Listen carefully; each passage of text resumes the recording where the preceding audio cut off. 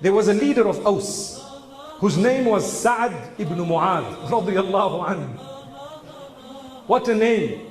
Sa'ad ibn Mu'adh, one of the leaders of Aus.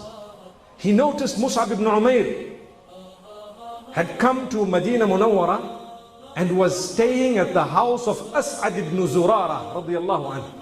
And so he tells Usayd ibn Hudayr, who was his cousin, he says, you know what? These two here, they have come to spoil the belief of our forefathers and to contaminate the minds of the people here in Medina.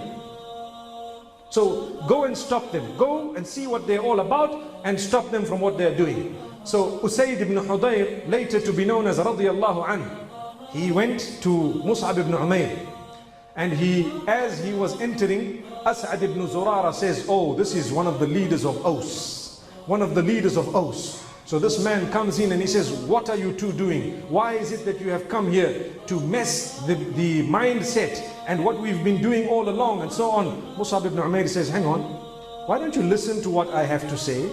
And then you can make your mind up. If it is palatable and if you feel you'd like to accept it, accept it. And if not, we can stop. Don't worry, we won't harm your people.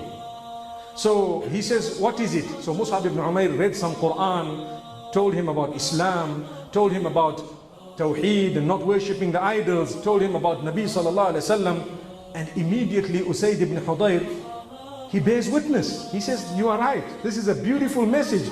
I agree with you. And I also bear witness. Subhanallah. Look at how many seconds it took them to turn. They came to block, to stop. It took them a second or two and they turned. Subhanallah. Usayd ibn Hudayr radiyallahu anhu. Immediately he was known as. The question for us is, how many of us are ready to surrender? When we hear every day, this is right, this is wrong. This is the way it should be, this is the way. We wait sometimes, in some cases, nowadays that the globe is a small little village, people wait for loopholes. You know, when someone says interest is haram, we'll start Googling. We call it Sheikh Google, mashallah. Start Googling. Who says it's not? When we find a fatwa, we quickly stick to it. I found something else. That's the attitude nowadays. We quickly go and use Sheikh Google in order to justify what we want to do, rather than surrendering to it. Come on, it says, قال الله وقال الرسول. Allah and His Messenger have said this. The game is over.